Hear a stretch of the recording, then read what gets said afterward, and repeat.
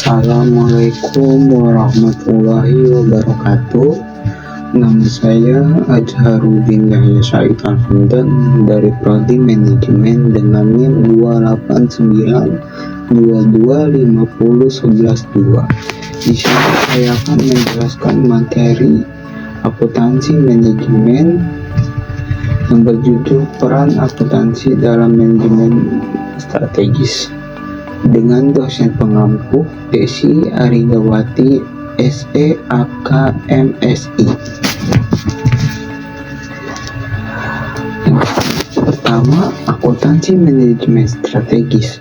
Akuntansi manajemen strategis adalah proses mengidentifikasi, memperoleh dan menganalisis informasi akuntansi untuk membantu tim manajemen mengembangkan keputusan strategis dan mengevaluasi efektivitas organisasi. Keputusan strategis yang umum melibatkan penetapan harga, pengembangan pasar, pengembangan produk baru, serta merger dan akuisisi. Selanjutnya, teknik manajemen akuntansi dalam memahami strategis. Akuntansi manajemen strategis menggunakan teknik berbeda untuk memahami pelaksanaan strategis. Untuk mengembangkan pendekatan terintegrasi terhadap pengukuran kinerja, berikut adalah alat strategis untuk pengukuran kinerja. Yang pertama, target costing. Dalam metode ini, banyak faktor eksternal yang ikut campur dalam penetapan biaya target berbasis harga. Organisasi menetapkan target biaya melalui perbandingan produk pesaing. Yang kedua, analisis profitabilitas pelanggan. Mengukur profitabilitas pelanggan sangat penting untuk kesuksesan bisnis yang berkelanjutan karena membantu menentukan apakah pelanggan tertentu merugikan Anda daripada menghasilkan uang bagi Anda. Yang ketiga, penetapan biaya siklus hidup bertujuan untuk menghitung total biaya suatu produk sepanjang siklus hidupnya, mulai dari perencanaan hingga penurunan melalui pengenalan, pertumbuhan, dan kematangan.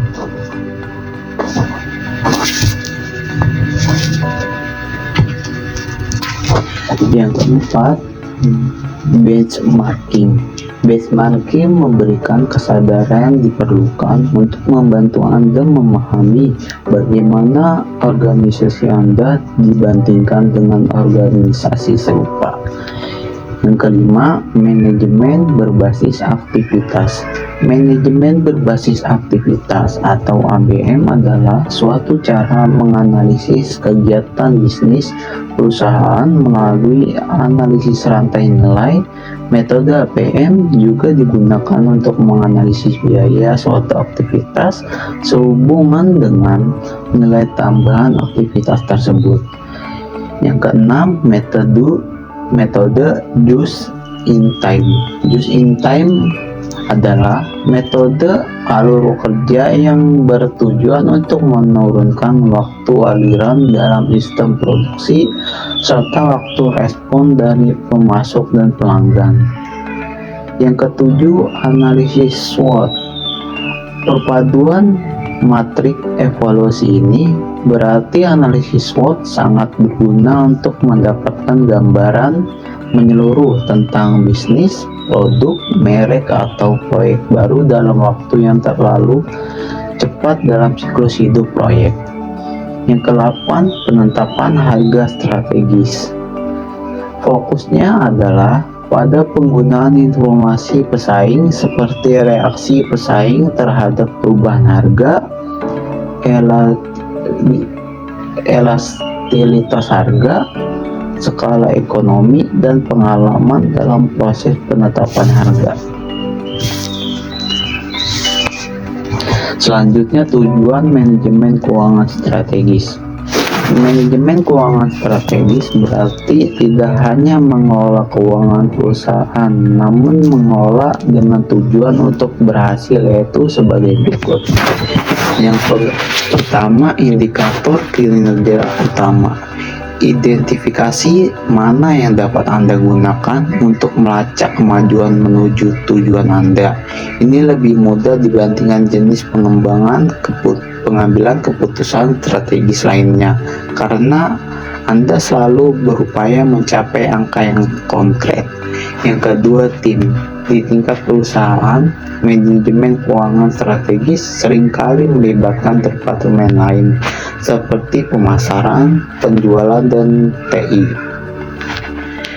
Yang ketiga, buatlah rencana untuk mencapai tujuan. Rencana Anda harus dapat dilaksanakan dan dapat dicapai untuk membawa Anda lebih dekat ke tujuan Anda. Yang keempat, garis waktu atau pencapaian. Berapa lama waktu yang Anda perlukan untuk mencapai tujuan ini? Apa saja langkah-langkah beserta penyesuaian strategis yang Anda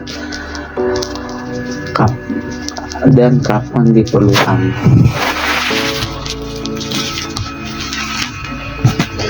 Proses penempatan tujuan manajemen keuangan strategis cenderung berfokus pada tolak ukur keuangan yang dapat dicapai dalam jangka waktu tertentu. Penetapan tujuan khusus mengkonseptualisikan tujuan dan melacak kemajuan. Contoh tujuan keuangan strategis dapat mencakup: yang pertama, meningkatkan laba bersih sebesar 10% pada tahun 2020. Yang kedua, mengurangi biaya operasional sebesar 500.000 pada awal 2020. Yang ketiga, tingkatkan pendapatan setidaknya 2% selama 3 kuartal fiskal berikutnya. Yang keempat, meningkatkan cadangan modal kerja sebesar 50% dalam 12 bulan ke depan. Selanjutnya, akuntansi dalam pengambilan keputusan. Ketetapan dan keakuratan data sangat penting bagi keberhasilan setiap perusahaan. Tanpa wawasan yang berarti dan dapat ditindaklanjuti, Anda akan sulit mengevaluasi keadaan saat ini atau merencanakan pergerakan bisnis jangka panjang. Perusahaan yang menggunakan konsep manajemen strategis lebih menguntungkan dan sukses. Ini menunjukkan kemajuan yang signifikan dalam penjualan, profitabilitas, produktivitas dibandingkan dengan perusahaan tanpa kegiatan perencanaan yang sistematis. Dalam keadaan seperti itu, akuntansi manajemen strategis menjadi jangkar bisnis terkini. Latihan soal akuntansi dalam manajemen strategis. Contoh kasusnya, PT Hari-Hari Tbk, perusahaan retail ingin melacak kemajuan dalam mencapai tujuan strategisnya. Perusahaan ini membutuhkan metrik kinerja untuk mengukur efektivitas inisiatif strategisnya. Solusinya, akuntansi manajemen PT Hari-Hari Tbk dapat mengembangkan metrik kinerja strategis untuk melacak kemajuan perusahaan dalam mencapai tujuannya. Metrik ini dapat mencakup: yang pertama, pangsa pasar, presentasi total pasar yang dikuasai oleh perusahaan. Yang kedua, kepuasan pelanggan, tingkat kepuasan pelanggan terhadap produk dan layanan perusahaan. Yang ketiga, retensi pelanggan, presentasi pelanggan yang terus membeli dari perusahaan. Yang keempat, profitabilitas, keuntungan yang dihasilkan oleh perusahaan. Selanjutnya, kesimpulan dari materi yang telah saya sampaikan adalah akuntansi manajemen strategis merupakan salah satu bagian dari ilmu akuntansi yang menitik beratkan permasalahannya pada organisasi serta informasi yang dibutuhkan organisasi tersebut.